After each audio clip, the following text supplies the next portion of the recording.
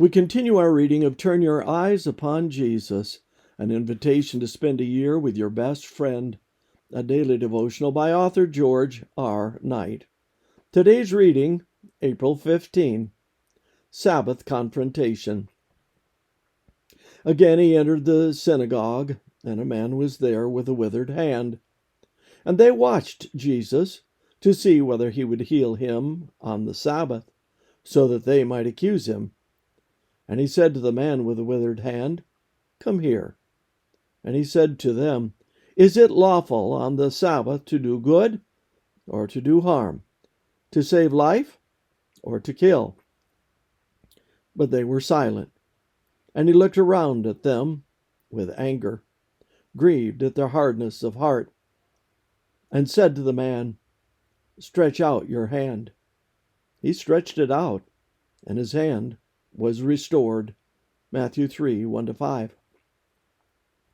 Fast on the heels of the grain field confrontation of Matthew 12, 1-8, comes a second conflict over the Sabbath in verses 9-13, also in Mark 3, verse 1-5.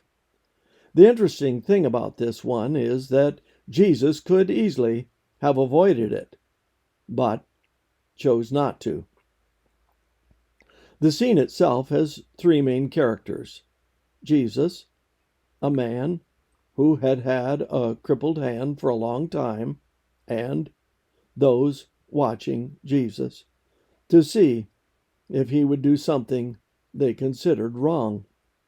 Obviously, seeing his would-be accusers, Jesus didn't skirt the issue. After all, synagogues reserved the front seats for such dignitaries. Now Jesus knew that the Pharisees were not against medical care on the Sabbath, so long as it involved a matter of life and death for the sick person. But the man with the crippled hand obviously didn't fit into that category.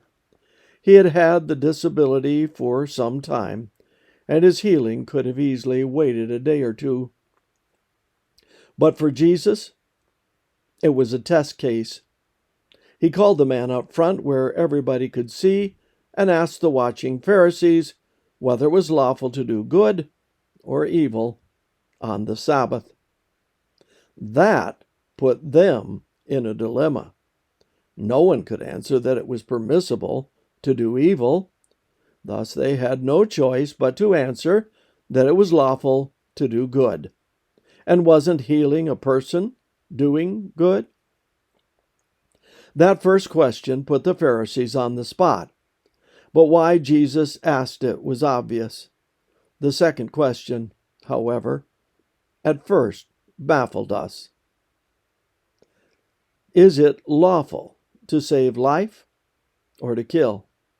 After all, who was killing anybody? All that was in question was the healing of a man's hand.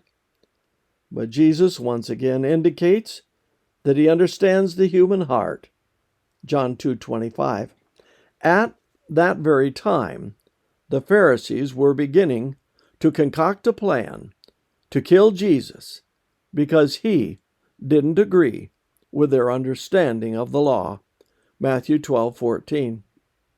Out of these conflict stories flow not only hatred in those who fail to understand the principles of the law and who are watching for faults, but important principles relating to the Sabbath for Jesus' followers.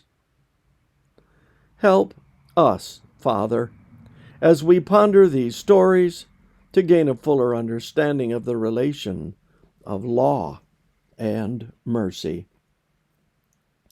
This concludes our reading today of Turn Your Eyes Upon Jesus.